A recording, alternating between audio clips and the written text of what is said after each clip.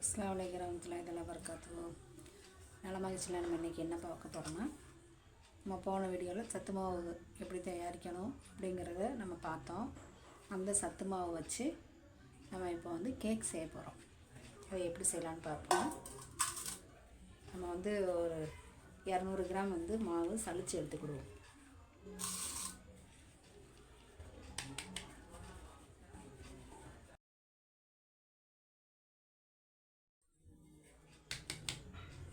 சளிச்சு வச்சுருக்கோம் மாவு.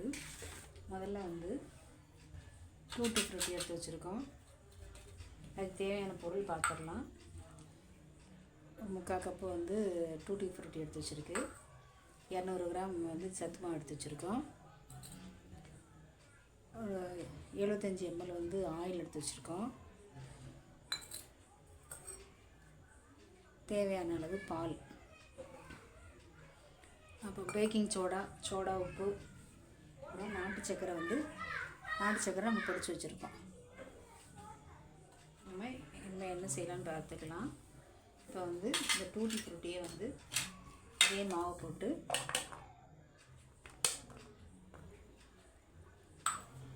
கொஞ்சம் மாவு போட்டு இதை வந்து நம்ம பெரட்டி வச்சுக்கிடுவோம். ஏன்னா அதில் வந்து கொஞ்சம் ஈரத்தன்மை இருக்கிறதுனால நம்ம அதில் வந்து மேட்டை போல் போடும்போது எல்லாம் வெயிட்னால கீழே லாஸ்ட்டில் போய் தங்கிடும். நம்ம இதை ஈரம் இல்லாமல் இப்படி எடுத்து வச்சுட்டோம்னா, பழன்னு எடுத்து வச்சுருந்தோம்னா நம்மளுக்கு அந்த இது டூட்டி ஃப்ரூட்டி ஈவனாக எல்லா பக்கமும் கிடைக்கும். இது தனியாக இருக்கட்டும். இப்போ வந்து இதில் மாவு அளந்துக்கும். இதுக்கு 2 கப் மாவு போட்டுக்குவோம். இதுக்கு 2, இது 100 ml கப்பு. இதுக்கு 2 கப் மாவு எடுத்துக்குவோம்.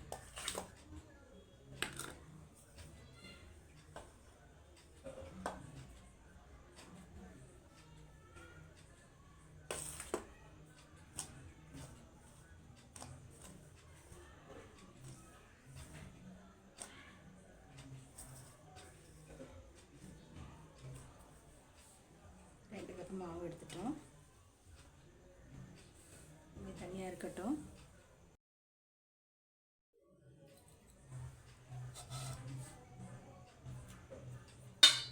இதில் வந்து ஆயில் சேர்த்துக்கோ. மாவு சலிச்சு அளந்து வச்சிட்டோம். இதில் வந்து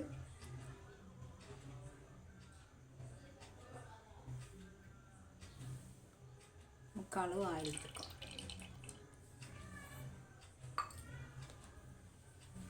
இதில் வந்து நாட்டு சக்கரை பொடிச்சு வச்சுருக்கோம். அது வந்து ஒரு 1.5 கப் எடுத்துக்குவோம். நாட்டு சக்கரை நார்மலாகவே தூளாக தான் இருக்கும். அதில் 1-2 கொஞ்சம் பெருசாக இருக்கும். அதனால் நம்ம வந்து ஒரு மிக்சியில் போட்டு எடுத்துக்குவோம். பல்ஸ் மோடு போட்டு எடுத்தோம்னா சரியாக வந்துடும். இதில் ஒரு 1.5 கப்பு வந்து நம்ம நாட்டு சக்கரை எடுத்துக்குவோம்.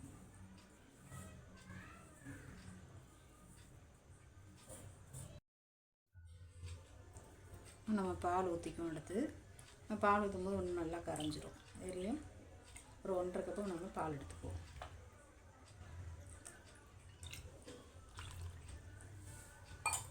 நம்ம பால் அடிக்கும்போது அந்த நாட்டு சக்கரை நல்லா கரைஞ்சிரும்.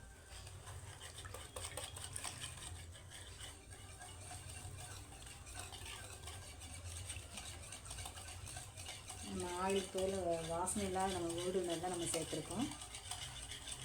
இதில் வந்து நெய்யும் சேர்த்துக்கலாம், பட்ரு சேர்த்துக்கலாம். நமக்கு என்ன விருப்பமோ அதை வந்து நம்ம சேர்த்துக்கலாம். இதே மாதிரி நல்லா அடித்து அந்த நாட்டு சக்கரை கரைஞ்சி நல்லா தண்ணியாக வந்துடணும். அந்தளவுக்கு நம்ம அடிச்சுக்குவோம். நம்ம நாட்டு சக்கரை, ஆயில், பால் எல்லாம் சேர்த்து நல்லா கரைகிற அளவுக்கு நம்ம நல்லா கரைச்சிக்கிட்டோம். இப்போ இந்த மாவை வந்து நம்ம கொஞ்சம் கொஞ்சமாக போட்டு அடிச்சுக்கலாம்.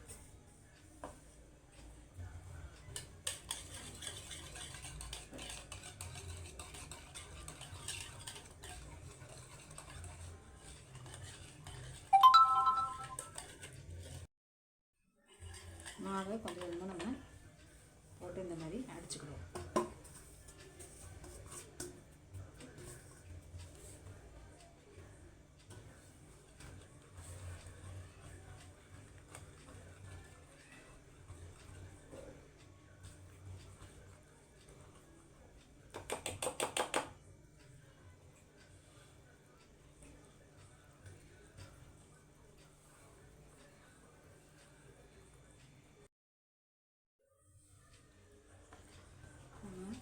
இதை நல்லா நம்ம எல்லாம் அடித்து முடிச்சாச்சு. நல்லா கட்டி இல்லாமல் நம்ம நல்லா பீட் பண்ணி வச்சுருக்கோம். இந்த மாதிரி உங்களுக்கு கட்டித்தன்மை இருந்தால் போதும்.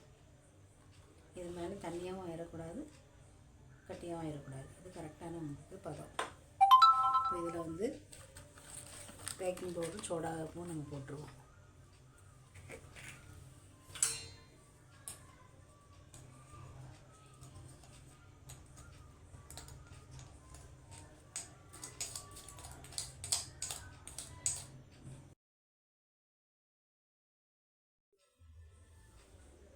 பேக்கிங் சோடா 1 ஸ்பூன், சோடா உப்பு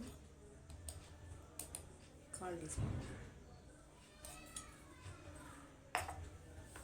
இதையே நம்ம நல்லா பீட் பண்ணிக்கிடுவோம். கட்டி இல்லாமல் நல்லா அடிச்சு விட்ருவோம்.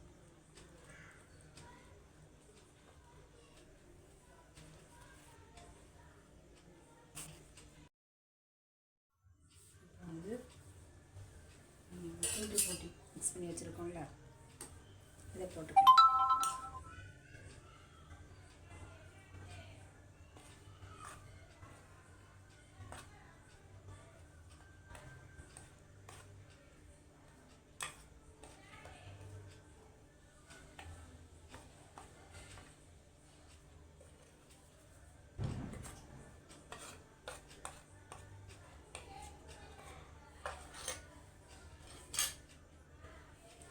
நல்லா மிக்ஸ் பண்ணிட்டுருக்கோம்.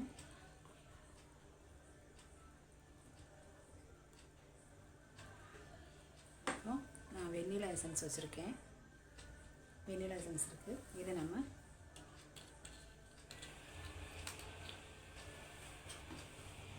அரை டீஸ்பூன் ஊற்றிக்கலாம்.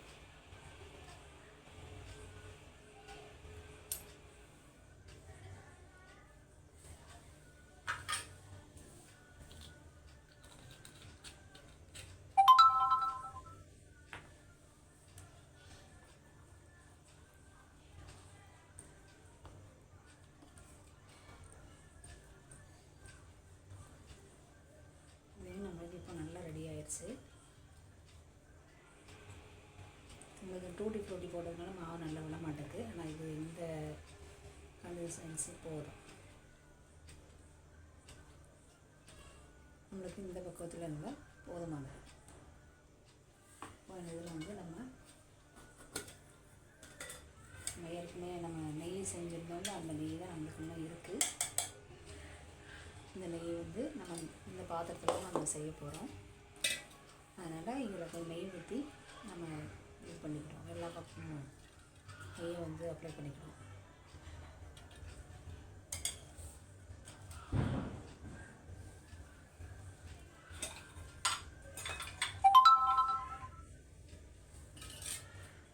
நெய்யை வந்து நம்மகிட்ட வந்து பட்டர் ஷீட்டு எதுவும் இல்லை. அதனால் நம்ம நெய்யை போட்டு ஊற்றி விட்டுருவோம். பட்டர் ஷீட் இருந்தால் போட்டுக்கோங்க, இல்லைங்கன்னா இந்த மாதிரி நெய் இல்லைன்னு சொன்னால் பட்டரோ எண்ணெயோ இந்த மாதிரி ஃபுல்லாக எல்லா பக்கமும் அப்ளை பண்ணி விட்டுட்டு இதை ஊற்றிக்கோங்க.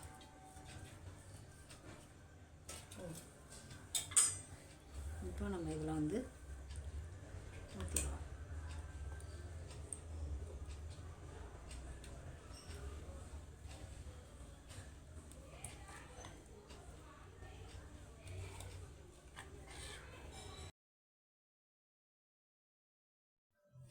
நம்மளுக்கு மாவு பாருங்கள், நம்மளுக்கு மாவு நல்லா ரெடி ஆயிடுச்சு. இப்போ வந்து இப்படி தட்டி விட்டோம்னு சொன்னால் அது உள்ள ஏர் இருந்துச்சுன்னா ஏர்லாம் போயிடும். மாவு நல்லா கரெக்டாக எல்லாம் க்ளீன் சரியாயிடும். இப்போ இதுக்கு மேலேயும் நம்ம டூட்டி ஃப்ரூட்டி லேஸாக போட்டுப்போம். சும்மா 2-3 டூட்டி ஃப்ரூட்டி மட்டும் மேட்டாக்கில் போட்டுப்போம்.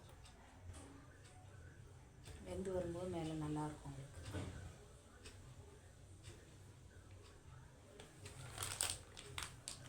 நம்ம இப்போ அடுப்பில் நம்ம வந்து மாவெல்லாம் ரெடி பண்ணிவிட்டு இப்போ வந்து குக்கரை 10 நிமிஷம் ஃப்ரீ ஹீட் பண்ணி வச்சுருக்கோம். அதில் ஒரு சின்ன ஸ்டாண்ட் போட்டிருக்கோம். ஸ்டாண்டு போட்டு தான் அதை வைக்கணும், அப்படி வைக்கக்கூடாது. நம்ம இதை உள்ள வச்சிருக்கோம்.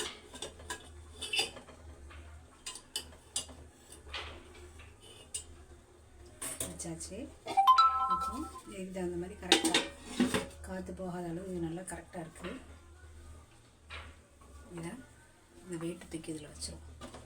உங்களுக்கு நல்லா கிச்சன் இருக்கும், அவ்வளோ நல்லா ஆவி நிற்கும். இதை வந்து கரெக்டாக 35 நிமிஷம் வெந்த போதும் உங்களுக்கு சரியாக நல்லா கரெக்டாக வெந்துடும். 35 நிமிஷம் போதும். அதுக்கு மேலேயும் வேகலை அப்படின்னு சொன்னால் ஒரு 5 நிமிஷம் வைங்க. நம்ம இதை 35 நிமிஷம் கழித்து எப்படி இருக்குன்னு பார்ப்போம்.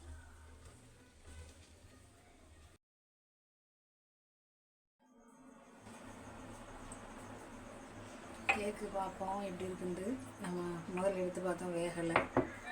இப்போ நம்ம சரியாக 1 மணி நேரமும் 10 நிமிஷமும் வச்சுருக்கோம். இப்போ எப்படி இருக்குன்னு நம்ம பார்ப்போம்.